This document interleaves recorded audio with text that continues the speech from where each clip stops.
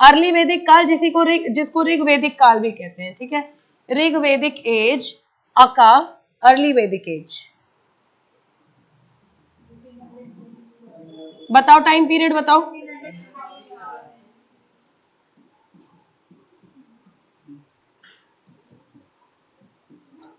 ठीक है, 1500 टू 1000। और 1000 बीसी तक हम लोग क्यों बोल रहे हैं, कुछ सिग्निफिकेंट हो रहा है क्या 1000 बीसी में?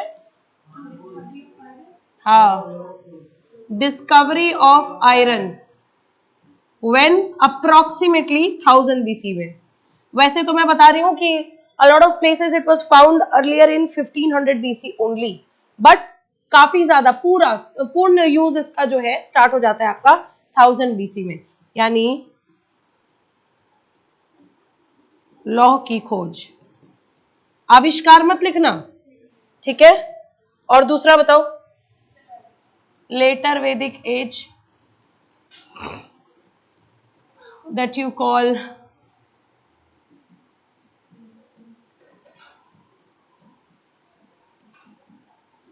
उत्तर वैदिक काल है या वैदिक काल है? वैदिक, हाँ ठीक है। इसका टाइम पीरियड बताओ। देखो कभी भी ये सब डेट वेट नहीं पूछता है, लेकिन हम लोगों को याद रहना चाहिए ना, क्रोनोलॉजी के लिए।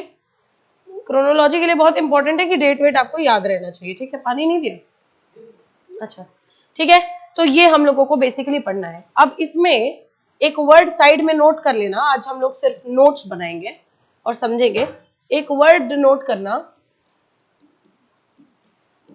श्रुति साहित्य, नोट करके लिखना, श्रुति लिटरेचर। देखो श्रुति का मतलब क्या होता है बताओ मैम?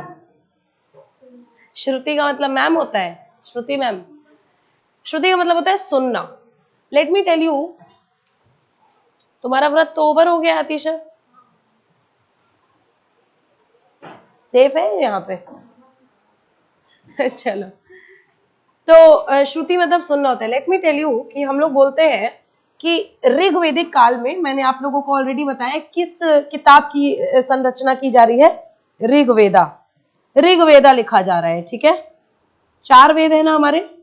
और उत्तर वैदिक काल में आपका क्या लिखा जा रहा है, सामवेद, यजुर्वेद और अथर्ववेद, ये तीनों लिखे जा रहे हैं, ठीक है।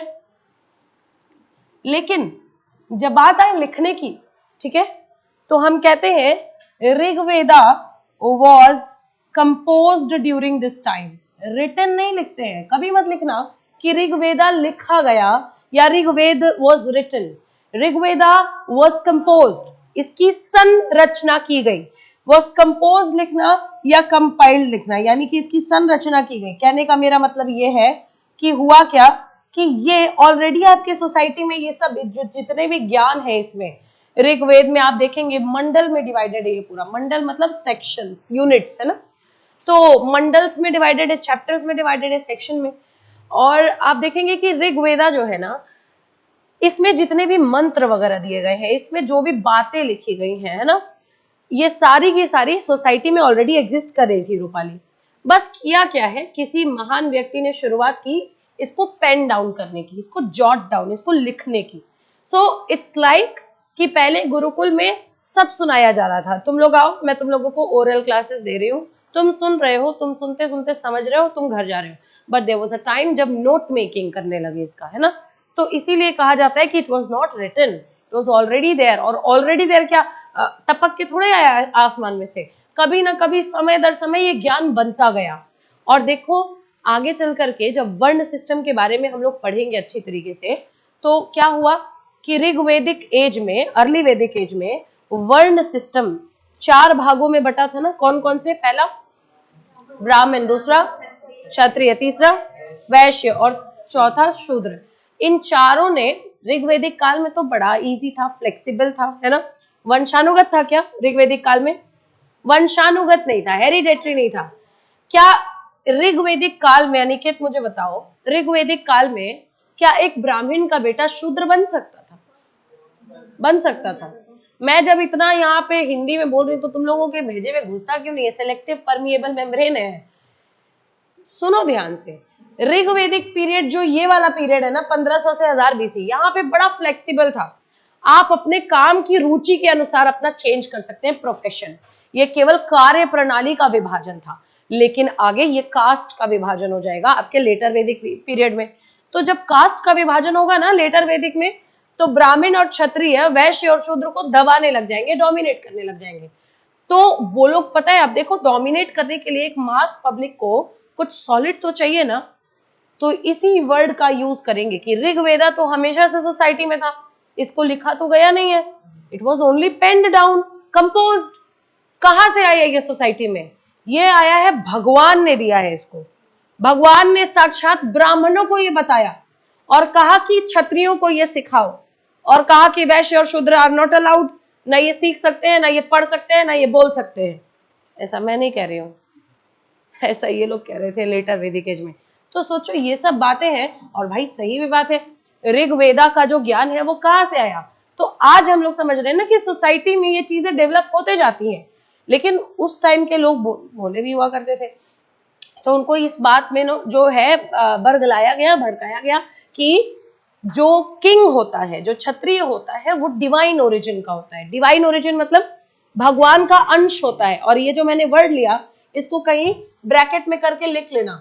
इंग्लिश मीडियम जब भी वैदिक एज का कोई भी आंसर आएगा, वो डिमांड करेगा कि आप कुछ कीवर्ड्स लिखें। ये कीवर्ड्स हैं, ठीक है? ईश्वर का अंश, अपने आप को ईश्वर का अंश बताया राजा महाराजाओं ने, ठीक है, क्षत्रियों ने, और ब्राह्मणों ने कहा कि ऋग्वेदा का ज्ञान और ये वेदों का ज्ञान किसने दिया है? भगवान ने दिया है। और पढ़ने लिखने का अधिकार किसको है? केवल पढ़ने पढ़ाने का ब्राह्मणों को है। और क्योंकि भगवान के अंश ही है ये क्षत्रिय जो है, तो उनको हम ये ज्ञान देंगे। लेकिन apart from that nobody is allowed. हाँ, बस ये है कि आप यज्ञ में अलाउड होंगे, वो भी बस दान पुण्य करने के लिए। पैसा दीजिए और निकल जाइए यहाँ से, है ना? You are not even allowed to do swaha in the यज्ञ। और यज्ञ को इस टाइम पे, ये जो मैं कीवर्ड्स बता रही हूँ ना, तुम लोग समझ नहीं रहे हो, इस क्लास को ओरिएंटेशन बहुत हाई है। क्लास के लास्ट में अभी हड़प्पा के 50 क्वेश्चन हमें करने हैं। मैं देखो कल परसों में बना लूंगी, I am just not well, नहीं बना पाई मैं। और इसके भी करेंगे, हर एक के 50-50 क्वेश्चन हम लोग करेंगे। देखना, प्रीलिम्स में पूछा गया है, ये डिवाइन ओरिजिन का मतलब पूछा गया है। एक वर्ड आता है आपका यजना, ठीक है, यजना या यज्ञ, इसका मतलब होता था यज्ञ। पुराने टेक्स्ट में यज्ञ को यजना लिखा हुआ है, ठीक है? तो यजनाओं में केवल कौन अलाउड था बताओ? चुटकी, कौन अलाउड था? वो इतना दूर बैठी हुई ऐसे ऐसे देख रही है, लेकिन आगे नहीं आ सकते हैं। सुना है ना, बैक बेंचर्स जल्दी सक्सीड होते हैं। क्यों करीना? अच्छा, करीना बदमाश है मुझे पता है, लेकिन वो बस दिखती सीधी। ऐसा है क्या करीना कि तुम एक्चुअली में सीधी हो? अपने बर्थडे वाले दिन एब्सेंट हो गई थी, तभी मुझे पता चल गया कि चालाक बहुत है ये। खैर, हम लोगों ने तुम्हारे लिए बर्थडे सरप्राइज प्लान किया था, पूछो। हाँ, टेस्ट था। अरे नहीं भाई, पूछ लो इन लोगों से, सरप्राइज प्लान नहीं किया था। तुम्हारा वेट भी कर रहे थे, मैंने कहा कि रुक जाओ, लेट आएगी, तुम उस दिन का रिकॉर्डिंग देखना, बट तुम आई नहीं, तो हम लोगों को मजबूरी में केक काट के खुद ही खाना पड़ा। फिर बड़ा बड़ा लिखा हुआ था करीना। ठीक है, चलो। तुम्हारी बड़ी बहन है? बहन है तुम्हारी? करिश्मा नाम? क्या नाम? रजीना? चलो, करिश्मा नहीं रखा है। अच्छा, मुझे एक बात बताओ, हर एक लड़की जिसका नाम मुस्कान है, उसकी बहन का नाम क्या होता होगा? हाँ? नहीं, वर्ल्ड वाइड फेमस है ये तो, खुशी। खुशी मुस्कान। हर, मैं अपनी लाइफ में जितनी मुस्कानों को मैंने देखा है, जितनी मुस्कानों को मैंने देखा है, सबकी बड़ी या छोटी बहनें खुशी होती हैं। खुशी तो अब तो मैं बाय डिफॉल्ट बोलने लगती हूँ, तुम्हारी बहन का नाम खुशी है। सब जानती हो, एस्ट्रोलॉजर हूँ। चलो भाई, एस्ट्रोटॉक वगैरह का एडवर्टीजमेंट देख रहे हो कि नहीं? शादी वादी भी बता रहे हैं। अब है, पूछ लो, कुछ तो हमें मिले पूरी वूड़ी, है ना? अनिकेत, क्या प्लान है? कौन पढ़ाई वढ़ाई करता है? शादी वादी करो, सेटल हो। हंस रहा है, क्यों हंस रहे हो? ये तो कोई सवाल नहीं है, इसका तो जवाब दे सकते हो तुम। चलो, देखो एक बात मैं तुमको बता रही हूँ, वो भड़क गया, देखो कह रहा है ऐसे कैसे नहीं आते हैं, आते हैं ना शादी के लिए लोग, आते हैं, बड़े अजीब लोग हैं। सुनो अब मैं तुमको एक रियलिटी बताऊं, मैंने आजकल ये ट्रेंडिंग देखा है, लड़कों के लिए शादी के लिए नहीं आ रहे हैं लोग, अब लड़कों को जाना पड़ रहा है। The society is changing, patriarchal से मेट्रियार्कल हो रही है, वो दिन दूर नहीं है कि तुमको भी चला के चेक किया जाएगा। लगड़ा तो नहीं है। चलो, सो माई दादी यूज्ड टू टेल अस कि ऐसा होता था। मेरी दादी तो छोटी थी, she got married at the age of 13 and she was checked. वो बोली कि मुझे लड़के, तो हम लोग पूछते थे लड़के वाले देखने आते थे तो क्या देखते हैं कि भाई सुंदर है कि नहीं, कैसी है बिहेवियर में, ये वो खाना वाना क्या बनाती है। शी सेड कि मुझे बोला कि चल के दिखाओ, तो मैं चलने लगी और साड़ी पहनी थी, तो it was her first time in sari, तो ठीक से चल नहीं पा रही थी। सो उन लोगों को लगा कि there is some problem in the leg, so they said कि थोड़ा दूर चलाओ। पूरी मार्चिंग हो रही थी मेरी दादी की, since my Baba was also in the army and दादी फिर बाबा को बाद में चल के ताना देने लगी थी कि परेड करा रहे थे, और उसके बाद पूरा हंसो बोलो रो सब देखा गया। दादी की सास देख के गई थी, ठीक है लड़की is all good fine, done कर दो। चलो भाई, तो डिवाइन ओरिजिन और यजना और श्रुति लिटरेचर की हम बात करें तो समझो इस बात को कि ऋग्वेदा कंपोज किया गया है ना, तो ये सुन सुन करके लिखा गया एक आपका साहित्य है, इसीलिए इसको कहा जाता है श्रुति लिटरेचर। तो श्रुति लिटरेचर मतलब ये जो है सबसे प्राचीन रिटन रिकॉर्ड्स हैं आपके इंडो आर्यंस के। इंडो आर्यंस कौन थे? इन्हीं को आप आर्यंस कहते हैं, इन्हीं को आप सेंट्रल एशिया से आए हुए लोग कहते हैं, ठीक है। तो ये जो है श्रुति साहित्य जिसको कहा जाता है, तो इसके बारे में थोड़ा सा लिखना स्टार्ट करेंगे। लिखो तो, श्रुति लिटरेचर क्या हुआ?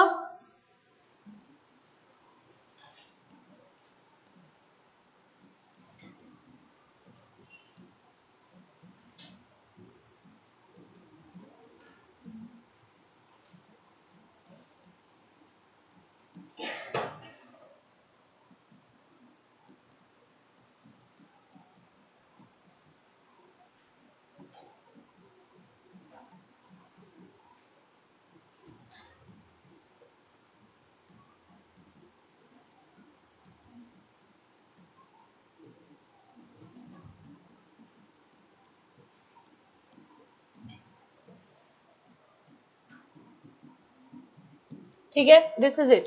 And whenever you are saying कि श्रुति लिटरेचर है, क्योंकि देखो लिटरेचर दो प्रकार के हैं, अभी मैं आपको श्रुति लिटरेचर पढ़ा रही हूँ, फिर आप स्मृति लिटरेचर भी पढ़ेंगे, ठीक है। श्रुति लिटरेचर, स्मृति लिटरेचर। तो श्रुति लिटरेचर पहले है, इनकी संख्या जो है होती है वो 4 होती है, ठीक है। इनकी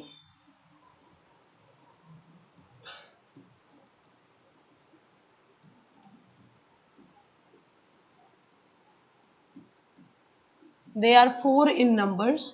First Rigveda, second Yajurveda, third is Samaveda, और मैं बता रही हूँ ये बहुत ही इंपॉर्टेंट टाइम चल रहा है। आप लोगों ने सुना अथर्ववेद, आप लोगों ने आयुर्वेद का नाम सुना है, मुझे बताओ आयुर्वेद इसमें से किस किताब का एक पार्ट है? अथर्ववेद। बहुत लोग मिसकंफ्यूजन में है, क्योंकि आपके पहली वाली एनसीईआरटी में अथर्ववेद लिखा होता था, लेकिन ऐसा है नहीं। It is a part of Rigveda. Ayurveda, Ayurveda जो है आपका, it is a part of Rigveda. आपके यूपीएससी में 2 बार सवाल पूछे गए, एक बार उसने अथर्ववेद को सही किया है, दूसरे बार उसने ऋग्वेद को सही किया है, but the latest which is coming is Rigveda. Ayurveda is a part of Rigveda. खैर नेवरदलेस हम पढ़ेंगे, हम सब इस पे आएंगे, ठीक है। दिस इज ऋग्वेद,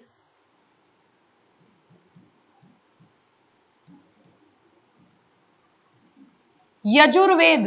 यज, यज मतलब क्या होता है? तो यज्ञ के सारे जो कर्म कांड है ये इसमें लिखे हुए हैं, ठीक है। सामवेद, साम गान, गाना, ठीक है, सामवेद। एंड अथर्ववेद, जादू टोना टाइप्स, नॉट एग्जैक्टली जादू टोना बट हाँ मंत्र, मैजिक स्पेल्स वगैरह, ठीक है, ये है। अब मैं आपको बता रही हूं प्रत्येक जो आपका वेद है, एवरी वेदा, इसके 4 पार्ट्स होते हैं, ठीक है, मतलब हर एक वेद, जैसे ऋग्वेदा के भी 4 पार्ट्स होंगे, ठीक है, यजुर्वेदा के भी 4 पार्ट्स होंगे, इनके भी लिखो इसको, एवरी वेदा हैज 4 पार्ट्स। प्रत्येक वेद के मुख्य 4 हिस्से होते हैं। हर एक वेद में आपको देखने के लिए मिलेगा होते हैं, ठीक है, हर एक वेद डिवाइडेड है भाई, और डिवाइडेड इनटू संहिताज, ठीक है, संहिताज। हर एक वेद में जितने भी आपके मंत्र होते हैं ना, जिसको हिम्स कहते हैं, मंत्र को इंग्लिश में हिम्स कहते हैं, ठीक है, उसको कहा जाता है संहिताज, ठीक है। तो संहिता में मंत्र या सूक्त होता है, लिख लो संहिताज। इसमें क्या दिया होता है, इसमें मंत्र या सूक्त, जिसको आप अंग्रेजी में हिम्स कहते हैं, हर एक वेद के जितने भी मंत्र और सूक्त है वो कहाँ मिलेंगे आपको, संहिताज में। दूसरा पार्ट ब्राह्मणाज, इसको कहते हैं ब्राह्मणाज, ठीक है, ब्राह्मण जो कहते हैं ना, ब्राह्मण वेदा है, ब्राह्मण वेदा, ये हर एक वेद का पार्ट होता है, ठीक है, ब्राह्मणाज, ये टेक्स्ट है। मैं अभी बताऊंगी कि इसको क्यों लिखा गया ऐसे इतने पार्ट्स में, ठीक है, ब्राह्मणाज। इस ब्राह्मणाज में आपके होते हैं यज्ञ विधि। हर एक वेद में जितने भी आपके रिचुअल सैक्रिफाइसेस लिखे हुए हैं वो होते हैं आपके ब्राह्मणाज में, whatever the rituals and sacrifices that you see. विधि, सारी विधियां जो होती है ना वो ब्राह्मणाज में लिखी होती है। फिर है तीसरा अरण्यकाज, अरण्यकाज, अरण्यक लिखना है इसको, अरण्यक, अरण्यक, ठीक है। अरण्यक में होता है मेडिटेशन, या इसको कहते हैं फॉरेस्ट टेक्स्ट, जो ध्यान होता है, वन ग्रंथ कहा जाता है इसको, ठीक है। आपसे यूपीएससी 2017 में पूछा वन ग्रंथ क्या होते हैं, these are nothing but Aranyakas text. Aranyaka के जो टेक्स्ट होते हैं उनको वन ग्रंथ कहते हैं। इसमें क्या होता है ना, वन ग्रंथ, इसमें मेडिटेशंस होते हैं, ठीक है, मेडिटेशंस, ध्यान मुद्रा की सारी बातें लिखी होती हैं। And last but not the least Upanishad, Upanishad where हर एक वेद का फिलोसॉफिकल पार्ट होता है, दार्शनिक हिस्सा होता है ना, उसको आप लिखते हैं इसमें उपनिषद में। उपनिषद फिलोसॉफी, दर्शन,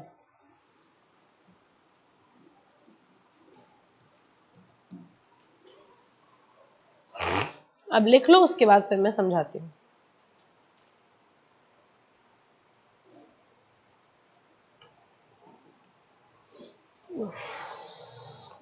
ठीक है, लिख लिया। अब देखो, जब ऋग्वेद और सामवेद ये सब लिखे जा रहे हैं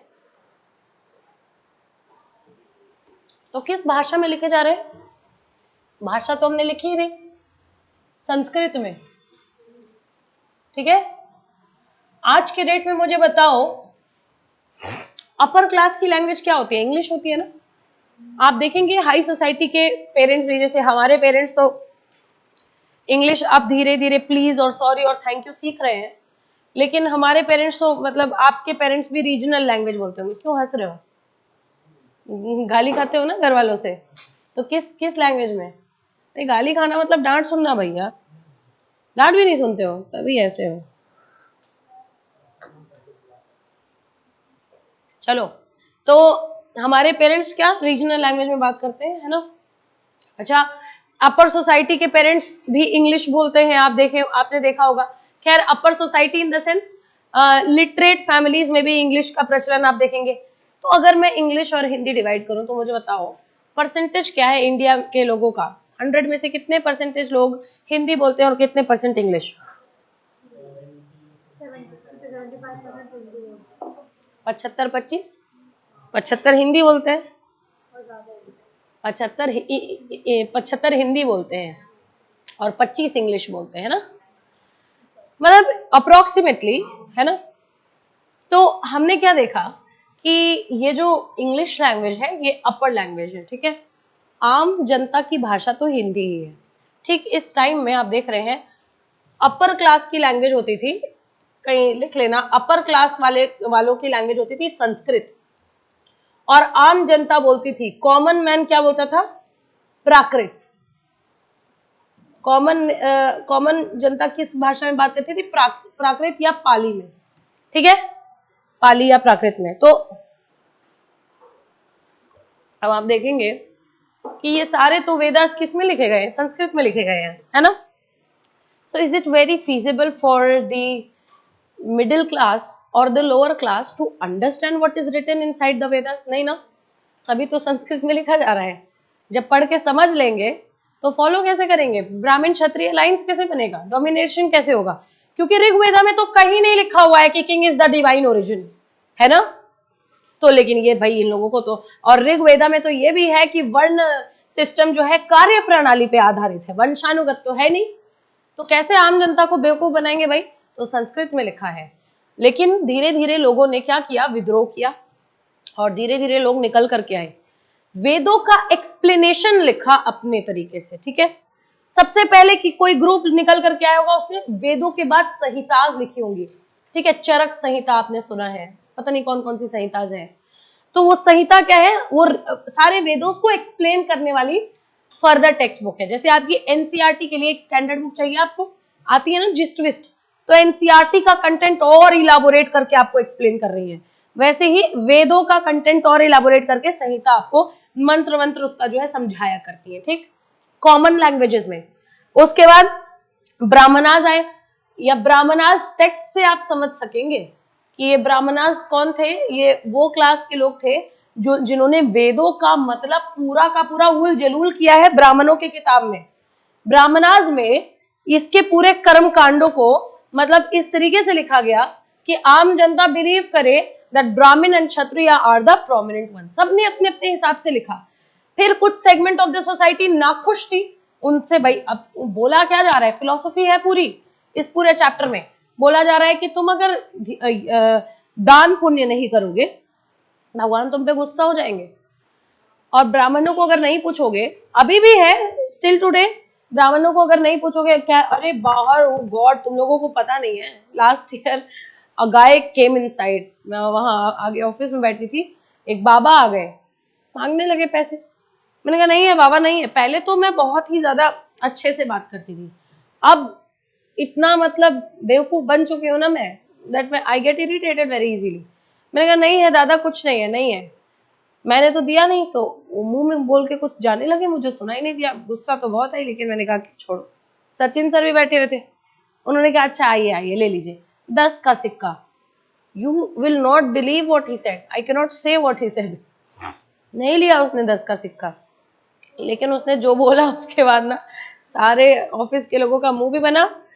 सचिन सर को लगा नहीं देना ठीक था भाई, और तो और उसने बोला कि बाबा को नहीं दिया तूने, ये होगा वो, गॉड बहुत कुछ बोल के गया था। और बाहर निकल करके एक लड़की ने पैसे दिए 100 रुपए, तो और मांगने लगा, और वो उसने नहीं दिए तो उसको इतना बुरा बुरा बोला, वो रोने लगी, रोते रोते वो ऑफिस में आई थी। So what is this, this is a pre conceived notion, पहले से पूर्व बना ली गई धारणा है ये, है ना। तो ब्राह्मणों को दान पुण्य नहीं करोगे, पूछोगे नहीं, खिलाओगे नहीं, तो भगवान, हमारा डायरेक्ट कांटेक्ट है ना, कॉपीराइट है ना, तो भगवान जो है तुम्हें खुश नहीं रखेंगे, तुम्हारा जन्म होता रहेगा, तुम्हें मोक्ष मोक्ष नहीं मिलेगा, देख लो भैया, ठीक है। तो इससे नाखुश एक सेगमेंट ऑफ द सोसाइटी को छोड़ के चला गया, फॉरेस्ट में रहने लगे। तब उन्होंने वन ग्रंथ लिखे, अरण्यक जिनको कहा जाता है, आर्यनक इंग्लिश में कहा जाता है, ठीक है। तो उसमें उन लोगों ने वेदों का दूसरा एस्पेक्ट समझाया कि इसमें तो कहीं नहीं लिखा हुआ है, आम जनता को वेदों का असली मतलब बताने की कोशिश की। And then one more thing, Upanishad, ठीक है, उपनिषद भी उन लोगों ने वेदों को एक्सप्लेन करते हुए लिखा। तो अब आई होप इसमें से बहुत सारी किताबें आप लोग पढ़ेंगे, बहुत सारे एग्जाम्पल्स इसमें लिखे जाते हैं, लेकिन हम समझ नहीं पाते हैं कि ऋग्वेदा यजुर्वेदा के बाद फलाना संहिता कब लिखी गई, ढिमकाना ब्राह्मणास कब लिखे गए, अरण्यक कब लिखे गए, ये सब नहीं समझ पाते हैं। बिल्कुल टेंशन ही नहीं लेना है, यही लिखे गए थे, ये तो बाकी के लोगों ने इसका एक्सप्लेनेशन लिखा है, ठीक है। So let us now jump to Rigveda. चारों वेदों को एक एक बार समझ लेते हैं, ठीक है। ऋग्वेदा के कुछ पॉइंट्स लिखो। ऋग्वेदा,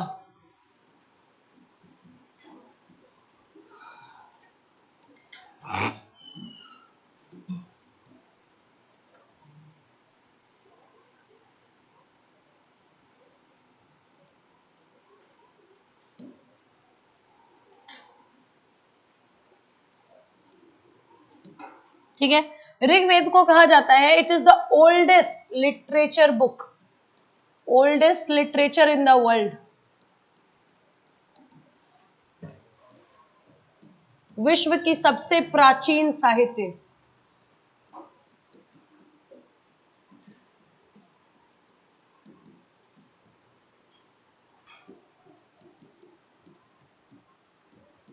ठीक है, oldest literature in the world कहा जाता है इसको।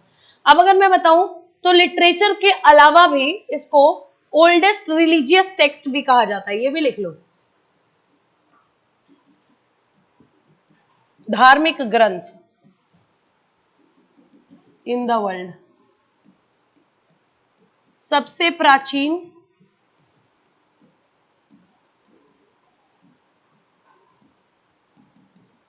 धार्मिक, दुनिया की सबसे प्राचीन धार्मिक ग्रंथ, ठीक है, इसको कहा जाता है। इसकी संरचना कब हो रही है? इसकी संरचना हो रही है 1500 बीसी में।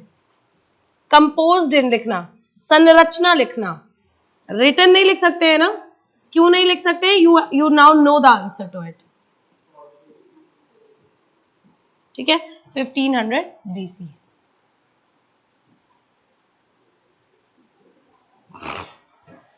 आज के मॉडर्न टाइम्स में डिबेट, तर्क वितर्क के लिए बहुत ही इंपॉर्टेंट है। 3 ताल देखा है किसी ने आज तक का? 3 ताल हो रहा है ना, वही मैं कह रही हूँ। ऐसे सब प्रोग्राम्स को जाया करो, जैसे मैं बोलती हूँ ना कभी कभी समझाते समझाते कि मस्ती मस्ती भी करो, घूमो फिरो और पढ़ाई करो। इट्स वेरी इंपॉर्टेंट, क्योंकि जो एग्जाम आपने चुना है अनिकेत, उसके लिए दिमाग खोलना पड़ेगा बहुत। मतलब तुम लोग जब पढ़ने, अभी तो मुझे पता है किसी एक बच्चे की भी पढ़ने की आदत, लत नहीं लगी है तुम लोगों को, धीरे धीरे लग जाएगी, उसमें सीरियस होगे तो लग जाएगी। तो पढ़ने की जब लत लगती है तब आपको समझ में आता है कि सिलेबस बहुत ज्यादा वास्ट है। इसके लिए you can not be studying all the times. मैं आपको बताऊं, 2 चीजें हैं। एक व्यक्ति दिमाग में सोचता रहता है, अरे ये कंप्लीट नहीं हुआ, कंप्लीट नहीं हुआ, कंप्लीट नहीं हुआ, जहां जाता है हर एक काम में सोचता रहता है ये नहीं किया मैंने, वो तो पढ़ा ही नहीं मैंने, एग्जाम मेरा आ रहा है। ये व्यक्ति थोड़ा कम प्रोडक्टिव तरीके से पढ़ पाता है। और एक व्यक्ति जो सिर्फ अपने स्टडी टेबल पे गया तभी पढ़ रहा है, उसके बाद नहीं सोच रहा है, वो meanwhile he is to produce more. तो ये साइकोलॉजी क्यों है ऐसी? क्योंकि आप अपने आप को सोसाइटी में अलाउ कर रहे हैं। I tell you a fact. हाँ, सिहावा, सुनो ध्यान से। अभी क्या हुआ, परसों नरसों, मेरे साथ ऐसा बहुत बार होता है, और तुम लोग भी with right intention if you will try to do something ना, तुम लोगों के साथ भी होगा। मैं बता रही हूँ, सिहावा की पहाड़ियां हैं आपके मध्य प्रदेश में, ठीक है, छत्तीसगढ़ में सिहावा की पहाड़ियां हैं। तो एक दिन हम लोग गए थे, all of us, me, Shruti ma'am, मैंने, एवरीवन, हम लोग कहीं बाहर गए और वहां पे सम कॉमेडियन हैड कम, ठीक है। वो अपना ऐसे कॉमेडी कर रहा था, तो उसने अपनी ट्रैकिंग की बात बताई कि हम लोग ट्रैकिंग के लिए सिहावा गए थे, और सिहावा से ही महानदी निकलती है, महानदी जो रिवर है आपकी। तो ऐसी बातों बातों में अब अगले दिन मैं मॉक देने के लिए गई, और मेरे मॉक में पूछा हुआ था मैच द फॉलोइंग, ठीक है। नदियां दी हुई थी, जैसे गोदावरी है, त्र्यंबकेश्वर से निकलती है ना, कृष्णा है, महाबलेश्वर से निकलती है, तो ऐसे ही करके दिया हुआ था। तो जो नदियां दी हुई थी और उनका ओरिजिन पॉइंट दिया हुआ था, तो उसमें महानदी दिया हुआ था और वो था सिहावा। अच्छा, 4 नदियां थी और 4 के ओरिजिन पॉइंट्स जानने थे, तो मैंने गोदावरी और कृष्णा तो तुरंत मार दिया कि हाँ भाई ये तो, इसका तो यही होगा। तो आप पहले ऑप्शन में देख लेते हो ना कि इसका फर्स्ट वाला लिखा है कि नहीं, फिर आप मैच द फॉलोइंग, तो ऐसे ही हो जाता है। लेकिन सारे चारों ऑप्शन में महाबलेश्वर और वो सेम सेम दिया हुआ था। तो अब मुझे बाकी के 2 नदियों को भी पहचानना जरूरी था। जो तीसरी नदी थी वो बड़ी अटपटी वैन गंगा थी, मुझे नहीं पता था उसका क्या है, लेकिन चौथी नदी थी ये महानदी, और महानदी क्या क्या दिया हुआ था, सिहावा दिया हुआ था। तो सोचो, मुझे नहीं पता होता इस क्वेश्चन का आंसर अगर मैं वहां पे नहीं बैठी होती। तो आप जब अपने आप को अलाउ करते हैं ना सराउंडिंग में, तो बहुत सारी चीजें, तो घूमना फिरना is not a waste of time, it's an education आज के डेट में, अगर आप रिस्पॉन्सिबली घूमते फिरते हैं। तो एक ये हो गया।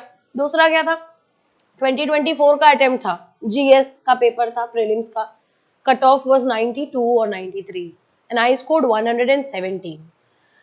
मैं बता रही हूँ, अटेम्प्ट के पहले my brother had come on a leave, छुट्टी पे आया हुआ था, तो हम लोग लुलु मॉल घूमने के लिए गए। मैंने ये स्टोरी बताई भी है बहुत सारे बच्चों को। तो क्रॉसवर्ड है ना किताबों की दुकान, मुझे नॉवेल्स पढ़ना बहुत ज्यादा पसंद है। मतलब अगर मेरे पास टाइम नहीं भी है ना और किसी ने नॉवेल दे दिया, तो मैं बैठ करके थोड़ा देखने लगती हूँ कि क्या है इसके पीछे। तो नॉवेल्स ऐसे ही देखने चले गए टाइम पास करने के लिए। तो एक नॉवेल दिखाई दी, why Bharat matters, S Jaishankar ji की किताब है, और बहुत ही अच्छी किताब है। अब तो पढ़ लिया, उस समय मैंने पढ़ा नहीं था। तो मैंने उस किताब को निकाल करके देखा कि 600 रुपए की किताब थी, और अभी जस्ट मार्केट में आई थी। तो भैया ने कहा ले लो, अगर पढ़ना है। मैंने कहा नहीं यार, अभी एग्जाम आ रहा है। बट मैंने देख लिया था, मैंने उसकी फोटो क्लिक कर ली थी। I have it right now also in my phone, कि मैं लूंगी, प्राइस डाउन होंगे धीरे धीरे तो ले लूंगी इसको मैं। अब प्रीलिम्स 2024 में क्वेश्चन आया हुआ था, why Bharat matters is a किताब which is written by which of the following authors. S Jaishankar का नाम एज एन ऑथर बहुत कम लोग तुक्का भी मार पाते हैं। अब तो वो लिखने लगे, उस टाइम तो वो उतना ज्यादा पब्लिश भी नहीं था। तो सोचो, वो घूमने से वो एक मेरा क्वेश्चन सही हो गया। आई टेल यू, वो एक बार वो there was one interview that I was giving, CAPF का, असिस्टेंट कमांडेंट का पेपर, अगर तुम लोग जानते हो होता है, वो भी सब्जेक्टिव पेपर होता है, बहुत बढ़िया, यूपीएससी कंडक्ट कराता है। तो तुम लोग आंसर राइटिंग वगैरह कर रहे हो ना, स्पेशली बॉयज, बेहतरीन एग्जाम है सीएपीएफ, उसके बारे में जरा देखना। इट्स नॉट इंटायरली फौज, लेकिन बहुत ही बेहतरीन जॉब है, देखना उसके बारे में। तो उसका इंटरव्यू था, तो उसमें एक म्यूजिकल था, म्यूजिकल रीले था। उसमें क्या था, गाना बज रहा है और आपको उस गाने को पहचानना है। ये आपका आईक्यू चेक करता है। ये किसी कोई सिलेक्शन का पार्ट नहीं था, एक फन पार्ट था। बट हाँ, हर एक मूव आपके इंटरव्यू में मैटर करती है। तो अभी कुछ दिन पहले, मेरे ख्याल से 15 अगस्त या फिर कुछ रहा होगा, तो मैं वो गाना मैंने पहली बार सुना था, मेरा मुल्क मेरा देश करके। कहीं मैं गई हुई थी किसी, ऐसे मैं जाती रहती हूँ जहाँ कहीं कोई प्रोग्राम दिख जाए तो उससे पहले मैंने मेरा मुल्क मेरा देश गाना नहीं सुना था, पर वो मैंने सुना हुआ था 15 अगस्त को, और 18 अगस्त 19 अगस्त की मैं बात बता रही हूँ। तो मेरे वाले टर्म में वही वाला बजाया पियानो ट्यून, मैंने कहा ये तो वही गाना है। तो रिलेटेबल चीजें होती भी कब है पता है, वो तब होती है रिलेटेबल चीजें जब आप प्योर इंटेंशन के साथ अपना काम कर रहे होते हो। तो इसीलिए मैं कहती हूँ टेक टाइम। अभी ये जो आज तक का 3 साल इंदिरा गांधी प्रतिष्ठान में होने वाला है, और फ्री पासेस है, उसके फ्री एंट्री है। तो अगर तुम लोग टाइम निकाल सको तो जरूर निकालो, जाओ देखो, डिबेट होगा। और राइजिंग मुद्दों पे, अभी आई डोंट नो कि क्या टॉपिक है, I will certainly go.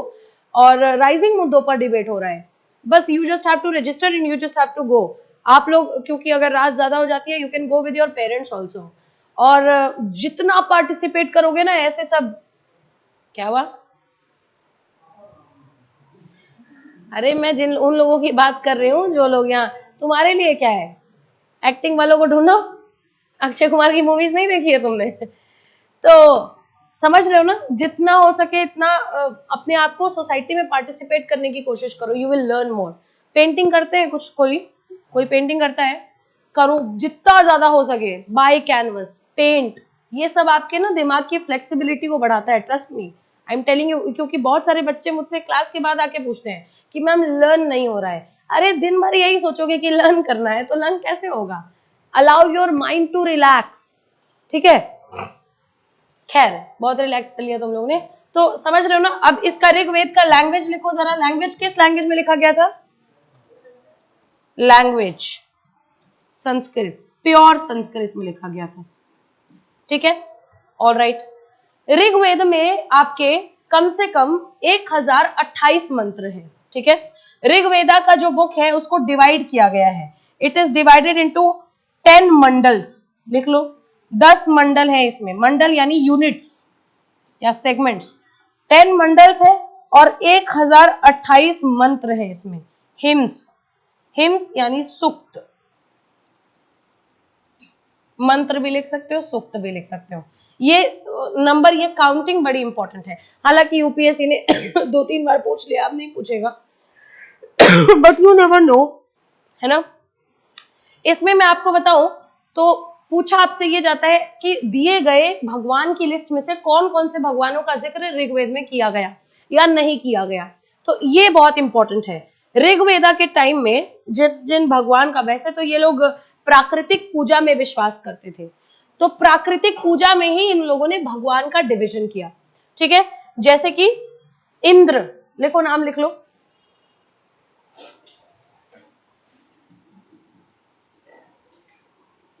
Nature worship, प्राकृतिक पूजा, और किसका किसका नाम इन लोगों ने लिखा, इंद्र। 250 मंत्र आपके जो है वो इंद्र को समर्पित है। फिर वरुण, फिर अग्नि, फिर उषा, और फिर सोम, ठीक है, सोम।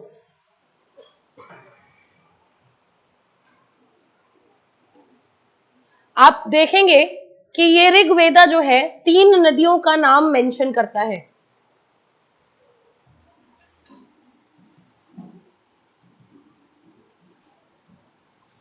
सरस्वती, गंगा,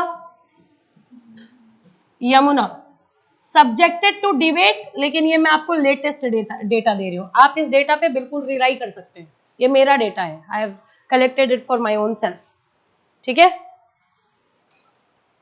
ये जो है बताता है कि तीन जो है महिलाओं के नाम भी आपको देता है, और ये 3 महिलाओं के बारे में बताता है कि इस टाइम पे, मतलब this was that time in your history जब इंसान क्या था, काफी इक्वालिटी में जी रहा था।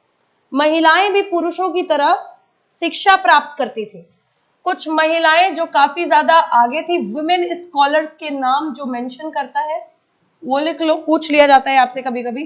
अपाला, ठीक है, अपाला इज अ नाम दैट इट मेंशंस, हालांकि और भी है आपके पूरे ऋग्वेदिक काल में, गार्गी और मैत्रेयी भी हैं, लेकिन नॉट नाउ, हम बस किताब की अभी बात कर रहे हैं, ठीक है। ये ऋग्वेदिक काल की बात नहीं कर रहे हैं हम, ऋग्वेदा किताब की बात कर रहे हैं, ठीक है।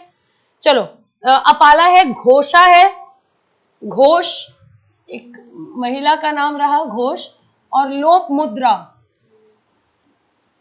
ये 3, लोपा मुद्रा, हाँ, ये 3 जो है विमेन स्कॉलर्स के नाम भी ये मेंशन करता है। कौन, ऋग्वेदा, ठीक है।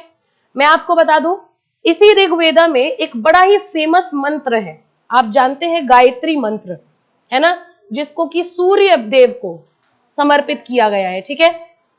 तो इसी ऋग्वेदा में आपको क्या मिलेगा, गायत्री मंत्र मिलेगा। ये आपसे सवाल बहुत बार पीसीएस में भी पूछा गया है, ठीक है। गायत्री मंत्र, ठीक है, dedicated to Surya, dedicated to sun. और एक बहुत अच्छा एक और मंत्र है जिसका नाम है पुरुष सूक्त, पुरुष सूक्त। ये पुरुष सूक्त, सूक्त मतलब समझ रहे हो ना, मंत्र मैंने बताया है ना, सूक्त मतलब मंत्र। ये पुरुष सूक्त है जिसमें सबसे पहली बार आपके वर्ण सिस्टम का जिक्र किया गया, ओरिजिन ऑफ वर्ण सिस्टम, ठीक है, origin of वर्ण system. This is asked a lot of times, it is asked. और इसी किताब पे आधारित आपका पूरा एक युग बना जिसको आप कहते हैं ऋग्वेदिक काल, ऋग्वेदिक युग, 1500 से 1000 बीसी तक। समझ रहे हो ना।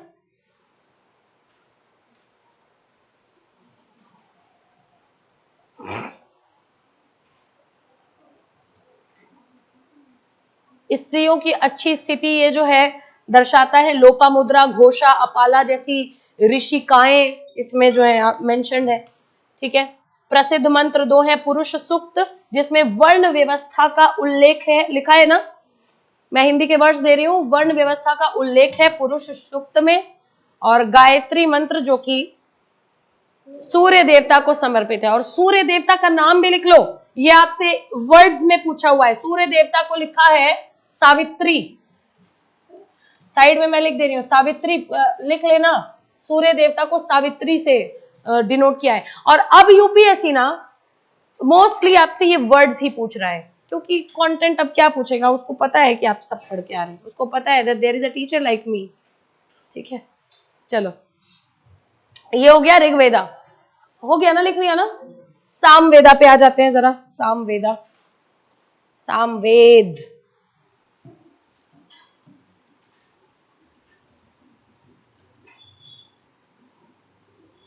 अब सामवेद कब लिखा गया मुझे कौन बता रहा है? आफ्टर ऋग्वेदा, है ना। और सामवेद जब लिखा गया तो इस काल को आप क्या कह रहे हैं? उत्तर वैदिक काल कह रहे हैं। ठीक है, लेटर वैदिक एज। तुमने लेटर वैदिक एज बोला लेटर वैदिक एज, ठीक है। सामवेद जो आप देख रहे हैं इसको कहा जाता है वेदा ऑफ चैंट्स, संगीत का वेद कहा जाता है। ठीक है, it is called Veda of chants.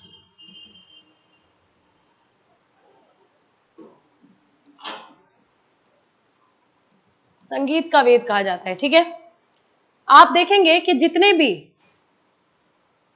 Rigveda के मंत्र है ना, उन्हीं को गाने का फॉर्म बना दिया गया है। ठीक है, derived from Rigvedic hymns, Rigveda के मंत्रों से बनाया गया है Rigvedic hymns, and added with melody. Melody toffee इसमें रख दिया गया है क्या? ऐसा नहीं है। ये जो है आप लिखेंगे ये ऋग्वेद से लिए गए मंत्रों से बना है और गान के रूप में प्रस्तुत किया जाता है।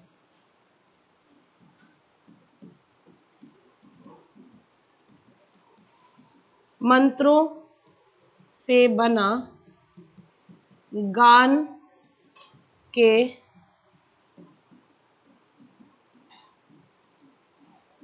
रूप में प्रस्तुत किया जाता है।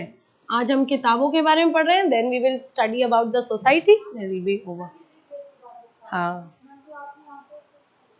वो सीक्वेंस वाइज नहीं लिखाया है, सीक्वेंस वाइज ये नहीं लिखा था मैंने अगर यजुर्वेद पहले लिख दिया है इससे पहले। यजुर्वेद मैं इसलिए नहीं मानती हूँ ना, देखो कई सारी किताबें इंटरचेंज करके लिखी होती हैं, मैं इसलिए नहीं मानती हूँ ना क्योंकि देखो ऋग्वेद का गान वर्जन है ये, तो अगर ये पहले लिखा गया होगा, इसी के बाद तो धीरे धीरे लोग डिवाइस करने लगे तो यज्ञों का तरीका वगैरह, तो फिर यजुर्वेद लिखा गया होगा। खैर ऋग्वेद पहले लिखा गया, दिस इज इंपॉर्टेंट, उसके बाद और लास्ट में अथर्ववेद, बट उसके बाद ये सीक्वेंस मैटर ही नहीं करता है, इसीलिए I also get confused a lot of times कि यजुर्वेद पहले लिखा गया या सामवेद, क्योंकि सामवेद को लिखना ही नहीं था ना, ये तो गान का पार्ट है ना। और मैं बताऊं सामवेद को इसीलिए बहुत फेमस कहा जाता है, भारतीय शास्त्रीय संगीत का आधार है ये। ठीक है, it is the basis of Indian classical music.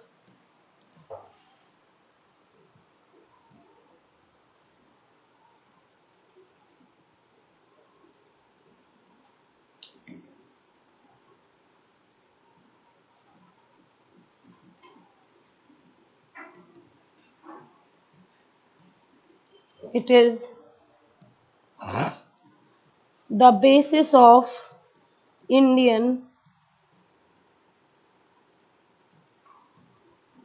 Classical music. अब मुझे एक बात बताओ, आर्ट एंड कल्चर जब तुम लोगों से पूछेगा उसमें मेंस में, तो क्या उसमें ये पॉइंट लिख सकते हो कि नहीं, है ना। Which is why I keep on saying कि कोई एक सब्जेक्ट आपका नहीं है, सारे सब्जेक्ट आपस में इंटर रिलेटेड है। ठीक है, आप देखेंगे कि इसका समगान के लिए इस्तेमाल किया जाता है, सामगान के लिए इसका प्रयोग यज्ञों में गान के लिए, जिसको सामगान कहते हैं, ठीक है, सामगान के लिए किया जाता है। अब सामगान क्या होता है ये मैं बता रही हूं,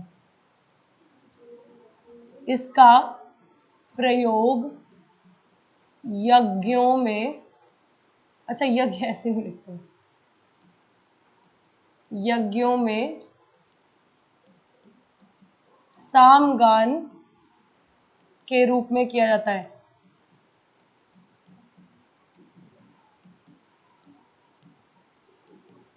सामगान तब होता है जब कुछ सैक्रिफाइस हो रहा होता है, बलि चढ़ रही होती है। ठीक है, तो इसको आप कहते हैं सैक्रिफिशियल चैंटिंग। सैक्रिफाइस देते समय जो आप चैंटिंग करते हैं, दान पुण्य या फिर बलि देते समय जो चैंटिंग करते हैं, जो मंत्र उच्चारण होता है, ठीक है, इसको आप सामगान कहते हैं। ठीक है, इसमें मेंशन किया गया है मुख्य देवता इंद्र के बारे में। ठीक है, इट मेंशंस ऑफ इंद्र।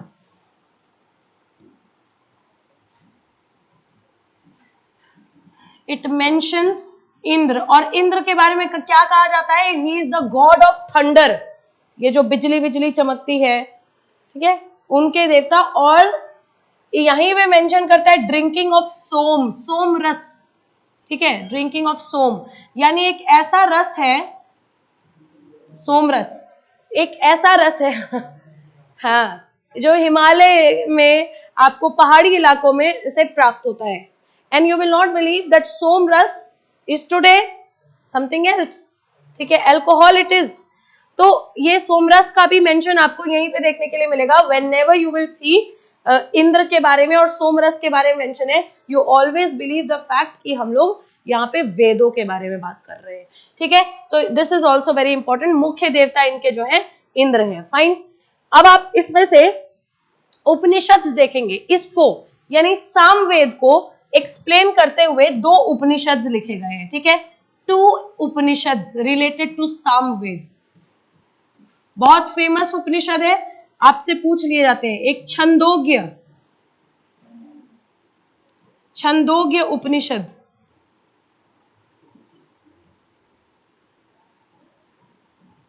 और है केन उपनिषद।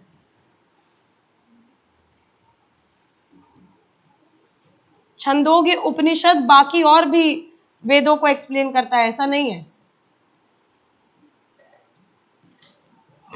ठीक है, केन उपनिषद, दिस इज इंपॉर्टेंट। ठीक है, आपको मैं बता दूं, टोटल इसमें वर्सेस को क्या कहेंगे? मंत्र। टोटल इसमें 1875 वर्सेस हैं। So total you will write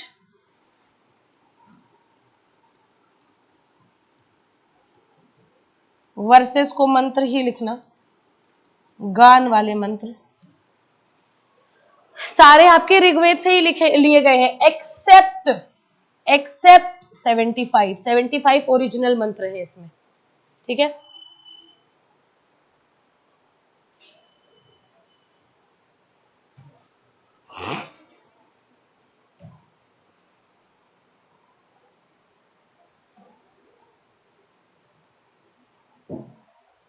ठीक है, let us right Yajurveda also.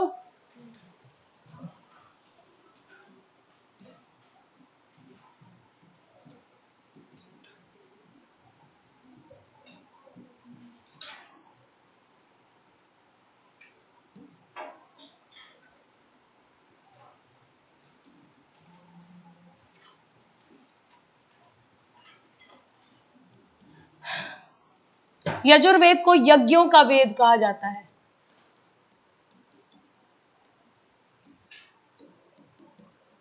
Veda of यजनास, यज्ञ लिख रही हो तो समझ जाओगे ना, इट इज यज्ञ। ठीक है, इसको वेद ऑफ रिचुअल्स या फिर यज्ञों का, यजनास का वेद बोला जाता है। ठीक है, ये एक ऐसी किताब है जिसमें रिचुअल्स, सैक्रिफाइसेस और फॉर्मूलाज लिखे गए हैं। ठीक है, a book of rituals, sacrifices and formulas. ठीक है, ये जो है विधि एवं यजुओं का लेख है, और इसमें आपको गद्य भी मिलेंगे और पद्य भी मिलेंगे। गद्य और पद्य दोनों रूप में लिखा।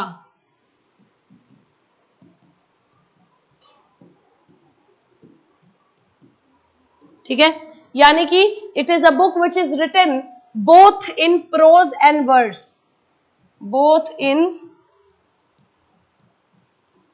प्रोज एंड वर्स, मतलब पैराग्राफ भी लिखे हुए हैं और श्लोक्स टाइप के भी लिखे हुए हैं। ठीक है, आप देखते हैं इसके दो भाग होते हैं, ठीक है, शुक्ल यजुर्वेद और कृष्ण यजुर्वेद, ठीक है। इसके 2 पार्ट्स हैं,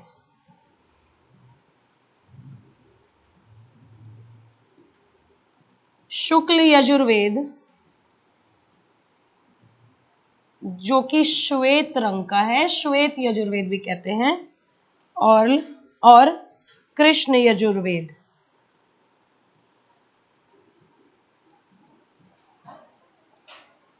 काला, ब्लैक, ठीक है।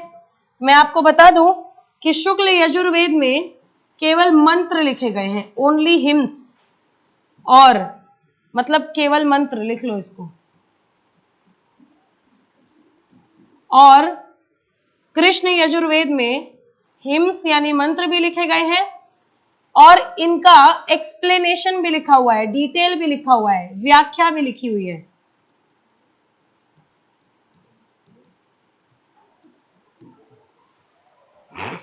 ठीक है। मंत्र भी लिखा हुआ है और व्याख्या, एक्सप्लेनेशन भी लिखा हुआ है।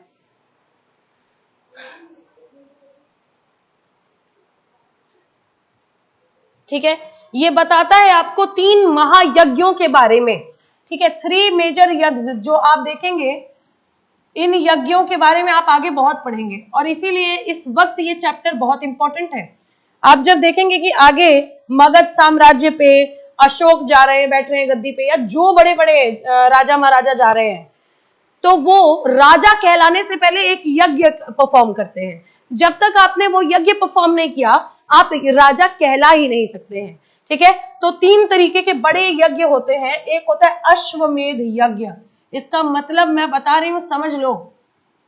अश्वमेध, अश्व मतलब घोड़ा, तो होता क्या है ना कि राजा जो है वो अपने सबसे बेहतरीन घोड़े को खुला छोड़ देगा और उसका घोड़ा दौड़ेगा, भागेगा, जितनी दूर तक जाएगा वो घोड़ा, उतना दूर क्षेत्र जो है वो राजा का हो जाएगा। अगर वो क्षेत्र किसी और राजा के अंदर है तो उस राजा को इस राजा से युद्ध करना पड़ेगा और इस राजा को वो युद्ध जीतना पड़ेगा, जीतते भी थे, ठीक है। तो अश्वमेध यज्ञ ये होता है। उसके बाद दूसरा महायज्ञ होता है राजसूय यज्ञ। ये श्री रामचंद्र जी ने ये सब यज्ञ परफॉर्म किया है, अगर आपने रामायण पढ़ी होगी तो। राजसूय यज्ञ जो कि एक राजा बनने के लिए राज्याभिषेक वगैरह होता है, और एक है वाजपेय यज्ञ। वाजपेय यज्ञ जहां घुड़सवारी होती है, रेस होती है, और उस रेस में बड़े से बड़े धुरंधर आते हैं और राजा भी होता है, और राजा को जीतना होता है। कोई राजा को हराएगा क्या? विलिंगली ही नहीं हराएगा, और सबको खाना खिलाया जाता है। ये 3 यज्ञ मैं आपको बताऊं, मैंने आपको बताया था हसीना माशुका, हरण्यक कह रहे, हरियाणकाज और हसीना, शिशुनाग, नंदा, मौर्यंस, माशुका, शुंग। हाँ, तो चंद्रगुप्त मौर्य ने मौर्य वंशज की स्थापना की थी ना, तो चंद्रगुप्त मौर्य, फिर आए बिंदुसार, फिर आया अशोक। अशोक के बाद जो राजा है ना, वो जनरली वो बड़े निकम्मे राजा थे। इन्होंने मौर्य वंशज की पूरी डिक्लाइन का ना कारण है। तो मौर्य वंशज के लास्ट जो राजा थे वो थे बृहद्रथ, ठीक है। और बृहद्रथ एक बार अपनी आर्मी का इंस्पेक्शन कर रहे थे, तो आर्मी के इंस्पेक्शन के दौरान ही उनका आर्मी कमांडर पुष्यमित्र शुंग नाम था उनका, उन्होंने बृहद्रथ का गला काट दिया था, क्योंकि बृहद्रथ जीत नहीं पा रहे थे, जनता के लिए कुछ कर नहीं पा रहे थे, क्षेत्र विस्तार नहीं कर पा रहे थे। तो पुष्यमित्र शुंग ने पूरी जनता के सामने राजा का गला काट के कहा कि तुम जनता को सुरक्षित नहीं रख सकते हो तो तुम्हें राजा रहने का कोई अधिकार नहीं है, और तब स्टैब्लिश हुई शुंग डिनेस्टी। तो पुष्यमित्र शुंग ने मौर्यंस के बाद शुंग डिनेस्टी स्टैब्लिश की, बट पुष्यमित्र शुंग ने ये यज्ञ आप देख रहे हैं, हालांकि पुष्यमित्र शुंग ने खुद को राजा कभी डिक्लेयर नहीं किया, बोला ना हमेशा जनता को, क्योंकि राजा अगर डिक्लेयर कर देता तो जनता थोड़े टाइम के लिए बगावत भी तो करती ना, कि हमारे राजा को मार करके राजा बनने के लिए इसने ऐसा किया है। तो कहा कि मैं राजा नहीं बनूंगा, मैं आप लोगों के लिए मैंने ये किया है। लेकिन उसने ये यज्ञ भी परफॉर्म किया था। इसका मतलब वो सीक्रेटली, उसका इंटेंशन यही था, कहने का मतलब ये है। तो हिस्टोरियंस बड़ा वाद विवाद करते हैं और बहुत ही अच्छा टॉपिक होता है। आपने राजसूय यज्ञ भी परफॉर्म कर लिया और आप कह रहे हो आप राजा भी नहीं हो, this is not possible, right? So ये सब सारी चीजें इंपॉर्टेंट है। ये तीनों यज्ञ का मेंशन आपको सबसे पहले यजुर्वेद में देखने के लिए मिलता है, ठीक है। नाउ कुछ एसोसिएटेड आपके टेक्स्ट हैं जो बहुत ही ज्यादा फेमस है। मैंने आपको बताया है ना कि शुक्ल यजुर्वेद, ठीक है। शुक्ल यजुर्वेद को एक्सप्लेन करने, जैसे एक्सप्लेन करने के लिए कौन से टेक्स्ट थे? संहितास थे, ब्राह्मणास थे, आर्यनकास थे, ना। तो शुक्ल यजुर्वेद को एक्सप्लेन करने के लिए, एक्सप्लेनिंग शुक्ल यजुर्वेद, आपका एक टेक्स्ट बड़ा फेमस है, पूछ लिया जाता है, सतपथ ब्राह्मण। सतपथ ब्राह्मण, तो पूछा जाए कि सतपथ ब्राह्मण किसको एक्सप्लेन करता है, तो आप कहेंगे यजुर्वेद में भी शुक्ल यजुर्वेद को। और इसमें आपका साइंटिफिक चीजें लिखी होती हैं, साइंस से रिलेटेड आपकी चीजें लिखी होती हैं, ठीक है, सतपथ ब्राह्मण में। अच्छा, और कृष्ण यजुर्वेद को एक्सप्लेन करते हुए संहिता लिखी गई है, तैत्तिरीय संहिता। तैत्तिरीय संहिता, ठीक है, ये आपके कृष्ण यजुर्वेद को एक्सप्लेन करती है, ठीक है। This is very important. And there comes Atharvaveda, बस लिख लो, उसके बाद चले जाओ। अथर्ववेद जिसको कहते हैं वेदा ऑफ नॉलेज, जादू टोना व औषधि का वेद।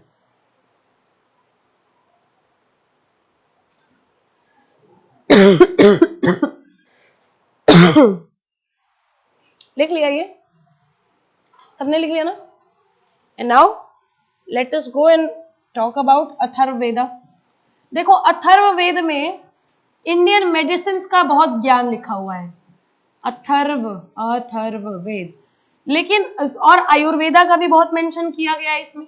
लेकिन आयुर्वेदा का जो मतलब आविष्कार नहीं कहेंगे, उसको क्या कहेंगे, फर्स्ट टाइम मेंशन है, वो फर्स्ट टाइम मेंशन आप अथर्ववेद में नहीं देखते हो, ऋग्वेद में देखते हो, ये मैं आपको बता रही थी, ठीक है। खैर, अथर्ववेद को कहा जाता है Veda of knowledge and spells, Veda of knowledge and spells.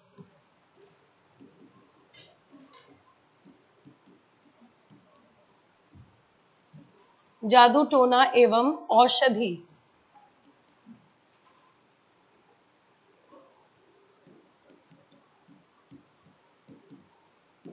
का लेख या का वेद, ठीक है, अथर्ववेदा। ये सबसे नवीन वेद है, करीब 1200 से 1000 ईसा पूर्व में लिखा गया है, ठीक है, 1000 ही लिखिए। इट इज द लेटेस्ट वेदा,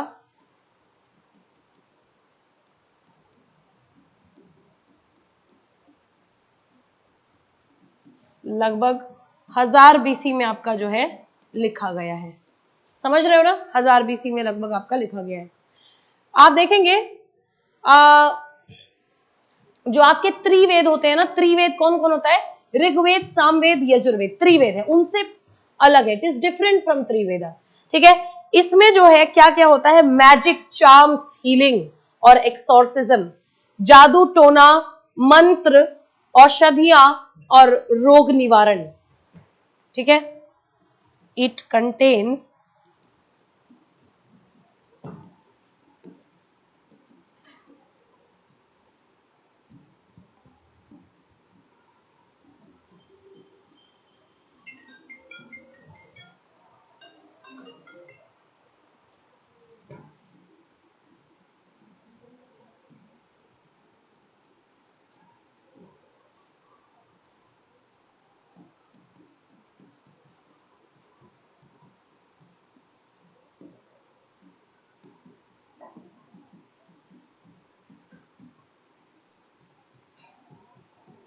ठीक है, ये इसमें जो आपको देखने के लिए मिलता है, ठीक है।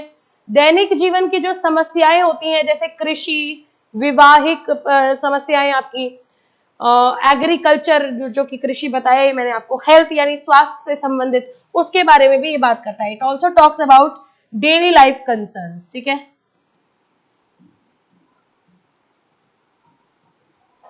और डेली लाइफ कंसर्न्स में स्पेशली एग्रीकल्चर, मैरिज, हेल्थ, ठीक है, इसको हिंदी में लिखना, दैनिक जीवन की समस्याएं जैसे कृषि, विवाह और परिवार के बारे में मेंशन करता है।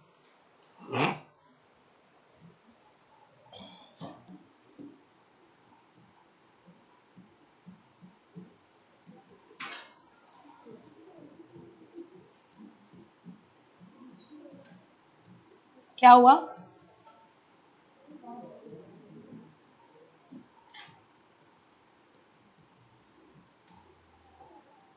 आयुर्वेदा की बहुत सारी प्रैक्टिसेस आपको ये अथर्ववेदा में से ली हुई नजर आती हैं। So it is also considered as मूल धारा, आयुर्वेदा की मूल धारा। ठीक है,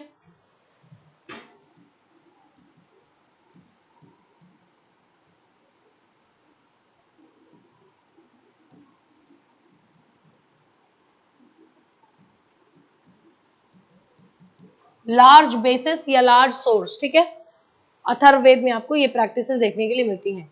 आप देखेंगे कि कुछ एसोसिएटेड टेक्स्ट हैं जो कि अथर्ववेद को एक्सप्लेन करते हैं, बहुत ही इंपॉर्टेंट है, इनके सबके बारे में एक एक बार सवाल कम से कम पूछा गया है। मुंडक उपनिषद लिखो, ठीक है, मुंडक उपनिषद, मांडूक्य, मांडूक्य उपनिषद और प्रश्न उपनिषद, प्रश्न उपनिषद।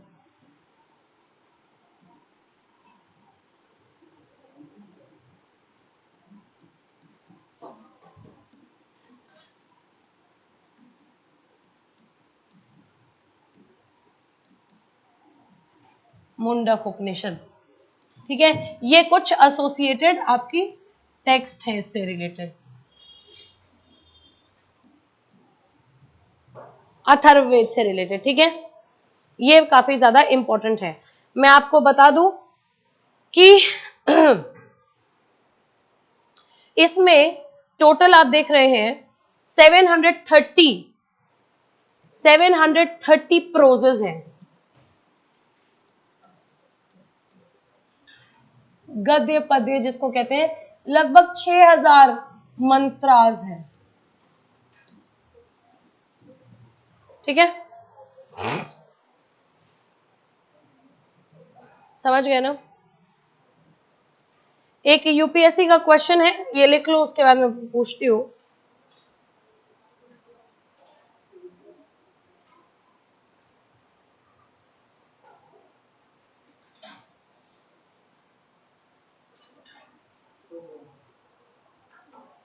एक मेंस का क्वेश्चन है, discuss how the details of Veda effect our daily life. हमारे डेली लाइफ को वेदों में लिखे हुए डिटेल्स कैसे इफेक्ट करते हैं? बिल्कुल आराम से लिखोगे, मक्खन जैसा इसका आंसर है। एक एक याद करना कि क्या क्या था। ऋग्वेद में जैसे वर्ण सिस्टम है, आज के डेट में आप रिजर्वेशन और कास्ट सिस्टम देख रहे हैं, कास्ट बेस्ड पॉलिटिक्स देखते हैं आप। कास्ट को मेंशन करना कोई बुरी बात नहीं है, क्योंकि हो रहा है ना ये प्रैक्टिस। कास्ट बेस्ड सेंसस भी देखा आपने अभी रिसेंटली बिहार में। Can you connect these points? ठीक है, उसके बाद आप देख रहे हैं नेचर वर्शिप, पूजा का आधार भी ये सारे अग्नि एंड ऑल एवरीथिंग। ठीक है, उसके बाद आ जाओ, फिर आप रिकॉल करो, 5 पॉइंट बेसिकली लिख सकता है आदमी। इंडियन क्लासिकल म्यूजिक, और आज के डेट में भारत में बनारस घराना, फलाना घराना, इन सब के बारे में लिखो। इंडियन क्लासिकल म्यूजिक का कहाँ से ओरिजिनेशन हुआ है? सामवेद से हुआ है। ठीक है भाई, तीसरा चौथा डिटेल आप देख रहे हैं, यज्ञ वगैरह है, तो हिंदू रिचुअल में आप देखेंगे कितने सारे लोगों की जीविका चल रही है। A lot of people occupy priestism as their profession. ठीक है, पंडिताई को अपना प्रोफेशन बनाते हैं और ये सब काम करते हैं। ये बिल्कुल इसमें बुरी बात नहीं है इसको मेंशन करना। Mention Banaras, people are earning through this. ठीक है, अथर्ववेद में तो आप कितना कुछ लिख सकते हैं। इंडिया को आज के डेट में क्या कहा जाता है? पूरे विश्व का फर्स्ट एड कहा जाता है। पूरे it is, India is called the pharmacy of the world today. Economically भी हमने देखा, आपने कोविड में मेंशन करो कि कितने लोगों को दवाइयां भेजवाई हमने, और आज भी हम यूएसए हो गया, बड़ी बड़ी डेवलप्ड कंट्रीज है, उनकी more than half of the दवाइयां इंडिया भेज रहा है उनको, which is the reason why tariff लगाते हैं, लेकिन हमारे मेडिसिनल या फार्मेसी पे नहीं लगाते हैं। तो इसको कनेक्ट करो ना, where is it coming from? It is coming from here. तो कितना इजी सवाल है कि नहीं। You just need to have words, और वर्ड्स कहां से आएंगे, क्लास के कॉन्वर्सेशन में से और आपके अपने दिमाग, आपके अपने डिस्कशन में से, और थोड़ा सा एनसीईआरटी वगैरह भी पढ़ो, लैंग्वेज मिलता है वहां से, ठीक है। एक यूपीएससी का क्वेश्चन है, जरा सुनो। 3 आपके स्टेटमेंट्स दिए गए हैं और बताना है कौन सा सही है। सब लोग सुन रहे हो ना। पहला स्टेटमेंट है ऋग्वेद सबसे प्राचीन वेद है, Rigveda is the oldest Veda, सही है, फर्स्ट सही। Samaveda contains hymns set to music, यानी मंत्रों को गान के फॉर्म में सामवेदा में लिखा हुआ है, सही है, सेकंड भी correct. Atharvaveda deals with medicine and magic, ठीक है, सही है, मेडिसिन एंड मैजिक, तो तीनों सही हो गया आपका। आप सुनो, 2014 के यूपीएससी प्रीलिम्स में पूछा गया है कि वेदों में प्राकृतिक फोर्सेस की पूजा, वर्शिप ऑफ नेचुरल फोर्सेस लिखी हुई है, is it true, is it true. ये सारे भगवान के नाम मैंने आपको लिखाए तो है, सी दिस, है ना, नेचुरल वर्शिप, राइट, तो इट इज ट्रू। दूसरा, वेदों में सैक्रिफाइशियल रिचुअल्स के बारे में, यानी कि दान पुण्य और बलि, सैक्रिफाइस के बारे में बात किया गया है। किस वेद में, ये नहीं पूछ रहा है, वेदों में कह रहा है, सो it is true, it is true. वेदों में मूर्ति पूजा की बात की गई है, नहीं की गई है, so only 1 and 2 will be correct. ये 2 क्वेश्चन आपके किताबों से रिलेटेड पूछे गए हैं, हो गया ना। You have solved it based on the class, तो क्लास का ओरिएंटेशन समझ में आ रहा है। Please keep on continuing, please continue taking classes. Will meet again tomorrow the same time. Thank you so much and Jai Hind. Not tomorrow, not tomorrow, अच्छा tomorrow तो Saturday, will meet tomorrow. Thank you, Jai Hind.